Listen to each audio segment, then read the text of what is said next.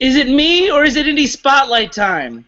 I get the impression from the graphic on your screen right now that it's Indie Spotlight time.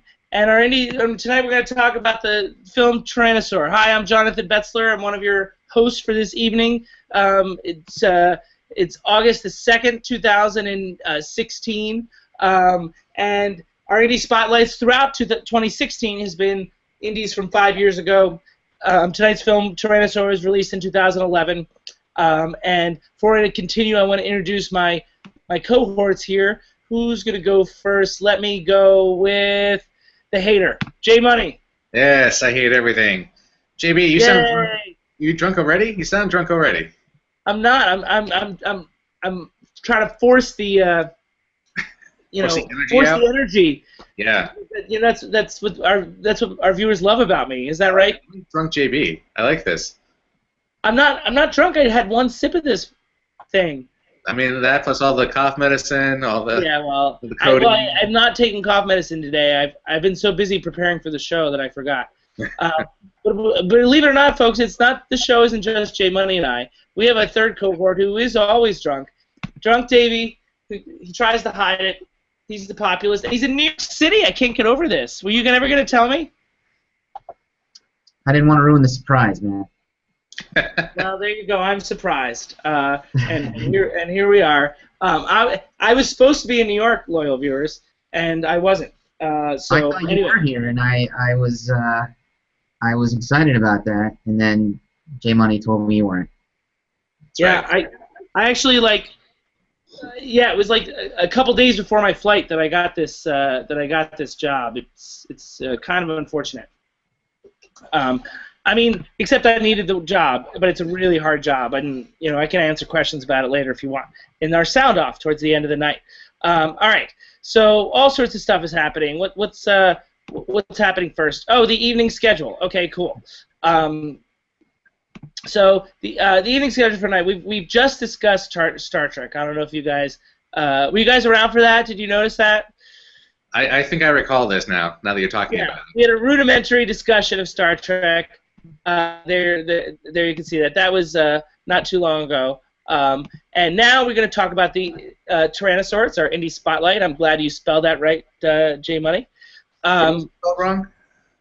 What's that? Where did I spell it wrong otherwise? No, I just think it's a word that's frequently spelled wrong. Oh, I did have to do it a couple times when I was creating graphics for this episode. Yeah, I'm not criticizing you. Some people forget that it's an O, and a lot of people think it's an A. Yeah. Cleopatra's coming up soon, in hopefully 20 minutes, a little over 20 minutes, if we can get this show done on time. And Davey's going to have a new-ish segment, or a rebranding of an old segment is one way to look at it. I've got a top 5 based on our Indie Spotlight tonight, and you'll hear about that later. And I've got a second-run film, too, in our freeform segment, the sound off at the end of the evening. The other thing is the trivia is next up, and so the trivia that I mentioned last time was that the villain that from a film that we discussed in episode 7 made his directorial debut with this film. Do you guys know what film we discussed in episode 7? No.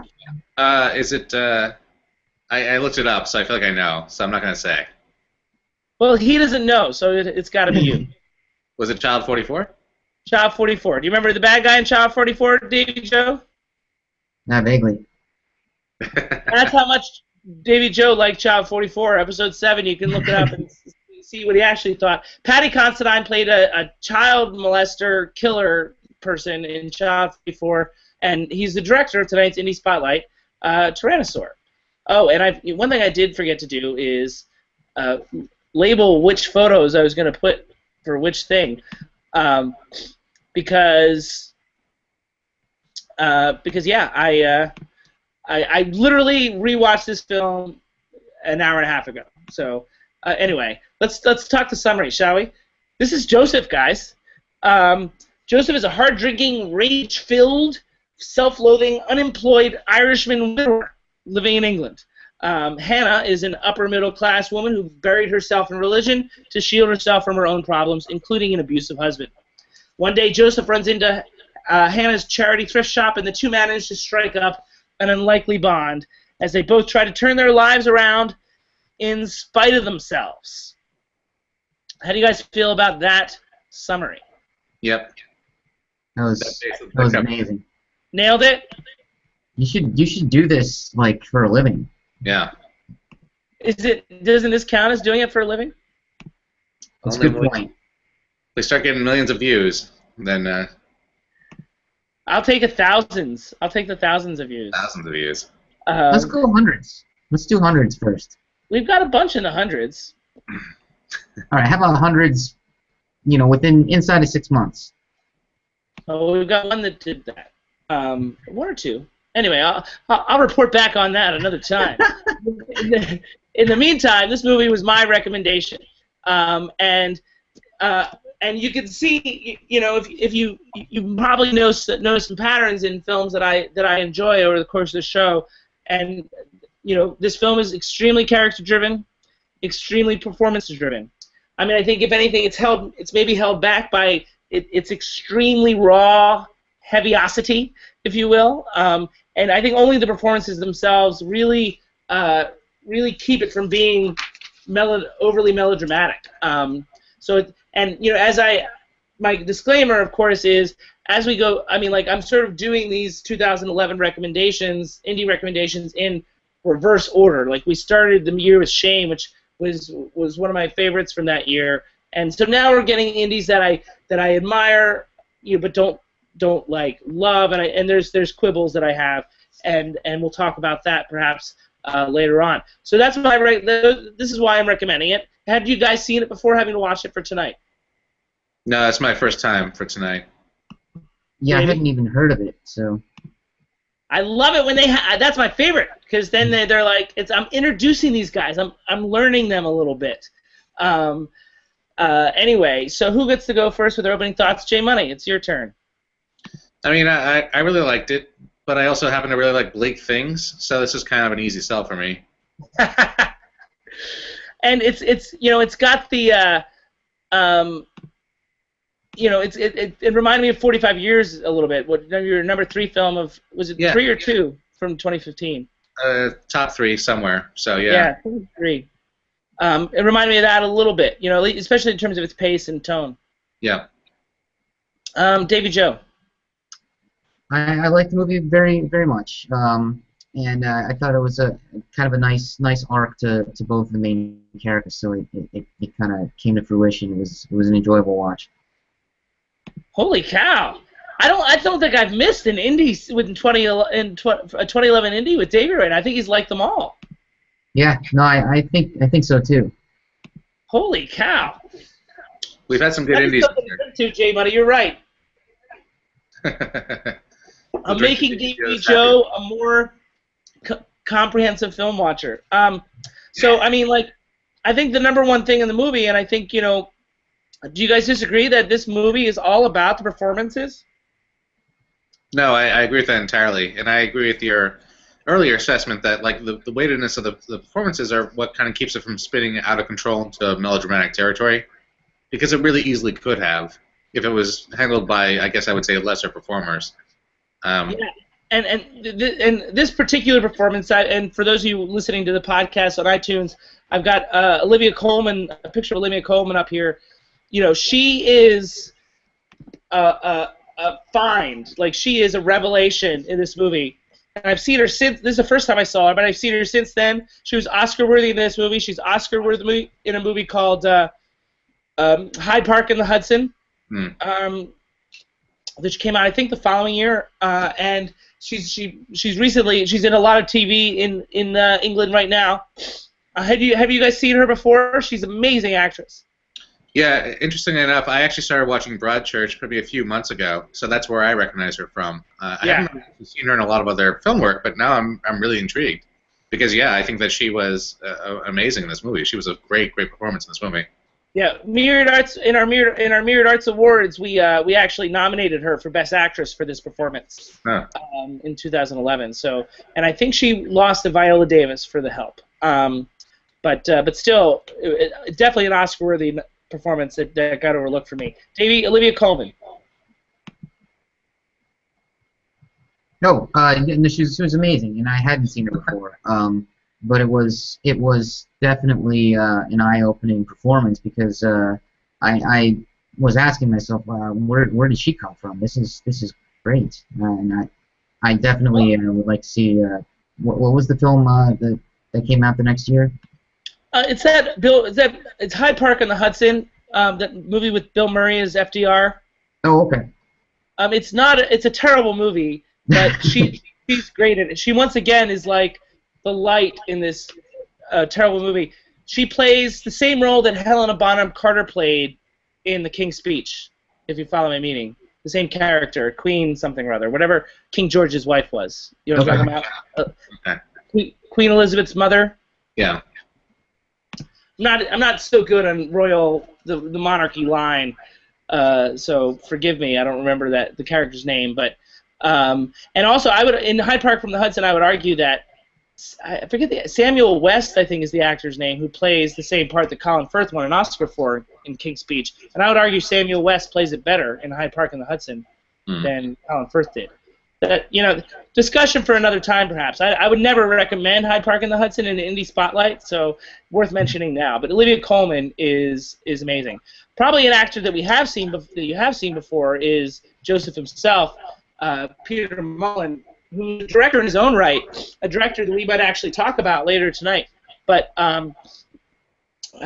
Peter Mullen, I think Olivia Colman steals the show for me, but Peter Mullen is pretty outstanding. Yeah, and I know him, but I couldn't remember why I knew him. But he has an amazingly iconic face, and he has an amazingly iconic sort of like knit brow. I mean, he brings such a gravity to his character, and he can switch from intimidatingly angry to empathetically sorrowful in seconds in a way that's just I thought sublime. I thought it was great. Watching him go through his emotional roller coaster. Well, you've seen him in Trainspotting as Mother. Yeah, that was 20 years ago. I'm trying to remember how he looked then. He looks like this. Yeah. He's also directed a number of things. Do you remember War Horse? I never saw War Horse, but I'm actually more interested in it now. Okay. Children of Men. Yeah. Who was he in Children of Men? He played Sid. Sorry. Oh, that was the main. Was that the main villain guy? He's among them, yeah. So anyway, so you've seen him. I'm just trying to help jog your memory, but. Yeah, I know I've seen him. It's just like I don't feel like I've ever seen him like this before. Right. This to me seems like a much more meaty role. He's a terrific actor. Davy Joe, anything on Peter Mullen? I thought he was terrific also, and I did not recognize him from any other movies that I had seen.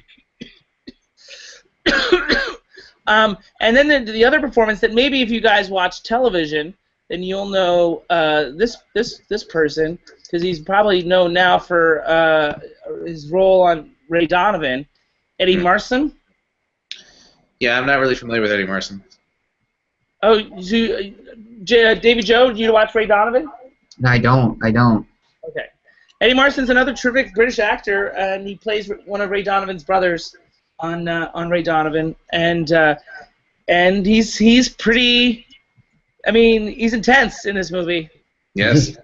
But believably so. And that's what's one of the things about this movie, and a lot of actor-directed movies, they tend to really focus on the performances. So does that element of focusing on the performances in this case, does that hurt the narrative? Do you feel like there wasn't as much storytelling because it was so grounded in the performances? I definitely don't. I definitely think that a large part of the movie unwinds around the characters themselves, and you watch sort of like your impression change. And it's a large part of the experience of this. The movie doesn't really necessarily go in a direction that a more cut and dry sort of pat version of this sort of story would have gone. And I really appreciated that because a lot of it was watching these characters themselves unfold as things got progressively worse around them in a way that I think was much more complex and also much more emotional than you would have gotten from another kind of story. So ultimately, I guess what I'm saying in a long-winded way is that the performances themselves really are the thing that was fun to watch in this one way or the other. he didn't really hold back the story. It sort of like created the story. How do you guys feel about the tone or pace of it? I thought that the tone was consistent, and I thought that the pace of the movie actually kind of clips along really well. Now I don't know if that was because I had watched a much longer movie right before that, but it felt kind of perfect. You know, it's concise. That's what we in the biz like to call foreshadowing. Everyone, stay tuned. You know, it was concise storytelling that I really appreciated at that point in time. Well, I guess I think what he's saying is he likes that it's 92 minutes and not 251 minutes. But I will. But aside from that, I mean, as our timer goes off, I mean, I do feel like it. You know, like in terms of story, it sort of drifts and doesn't like push A to B. I'm not saying that's a bad thing. I guess you guys aren't either. No, I don't think I felt like that was an issue for me personally. I was always kind of moving in one direction. And it didn't necessarily go in the place that I thought it was going to go, which, as I was saying before, I'm thankful it didn't. But it's still. I completely forgot about the twist at the end. Completely forgotten about it. Yeah, I mean, to me that was great. I mean, that was a really great turn, especially as you watch these two characters that are on, you know, different paths converge and then go again in different directions as well. They don't go in the direction you're expecting them to go in. And I think that was part of the thing I really enjoyed about it. But it felt like to me they were always in movement. It felt like to me everything was always kind of going somewhere. So I didn't feel like it was left off or drifting too much. Cool. Now, I mean, my only other issue with, I mean, like, I do feel like, you know, it felt, I mean, it's raw, and I think like the performances were fascinating to me, but the rawness of it, prevented me from loving it. Like, it's hard to like love the movie. Like, I'm intrigued, I'm engaged, but I mean, like the weight of it, it's depressing, and I feel like, and it, there's a lot of self-loathing in the movie. So I mean, I feel like it's hard to enjoy in the traditional sense. You know what I mean? Like the movies that you love, it's an impressive accomplishment on many ways, but and again, I recommended this movie. I'm really just trying to dig a little deeper, and maybe it's splitting hairs a little bit, but I think there's, maybe it went too far in some of its rawness. You know what I mean? Maybe it could have dialed it back from a tone point of view. Sounds like you guys disagree, but I'm just sort of like picking here at something to see if there's something there. Well, I mean, I think I do disagree. I do, though, agree with the first part of your point. It's an interesting movie, and it's a movie that you appreciate and not necessarily enjoy. There's a distinction, I think. Yeah, no, I agree with that. J Money? I think everybody has a certain tolerance for how, again, I'll say bleak things can get in their viewing. And yeah, I don't know if I'm running out to go watch it again right now, but I would definitely consider watching it again in the future. I mean, I think I still enjoyed it enough beyond the fact that it was a very raw movie to say that I liked it or I maybe even loved it. So, go ahead. I mean, I want to wrap things up, but what is holding you back from is there something that because do you have any quibbles with the movie at all? Is there something that's missing? It's still a short, pat little story. I guess it could have been a more complex movie. Ultimately, it could have gone into other characters more. It could have done other things bigger. I'm not faulting it or begrudging it that it didn't at all, because I'm very satisfied with where it wound up. I'm very happy with the characters it focused on. If anything, I could say maybe they could expand. But honestly, I don't have really anything to say negative about this movie. I really enjoyed it. Yeah, well, I mean, hey, we're on a roll with these indies. I feel real good about that. So looks like you guys out there in the audience, you guys should watch Tyrannosaur and check it out for yourselves, because these three guys, including myself, talked about myself in the third person there for a sec. We all liked it, and the real find is Olivia Colman and the performances overall. There's great acting in this movie, and so young actors out there, it's worth looking at the choices of these actors in this movie. Very specific, very detailed, and very heavy material that could have been maudlin otherwise. So that's my summary, and I'm going to move right on, guys. I'm gonna wrap things up and head to the classic. You guys good? Sounds good. Yeah. Moving right along. Hopefully we'll make classic on time. We have 5 minutes left. Our indie next time is going to be another Arabic film. We discussed Circumstance last time. So on August 18th, Thursday I think it is, at 8:30 Eastern, 5:30 Pacific, we're going to talk about another Arabic film from 2011, and this one would win an Oscar. That's our indie spotlight for next time. Right now, in 5 minutes, we're about to unwrap one of the biggest bombs in movie history. Cleopatra is our next classic movie for discussion. See you shortly.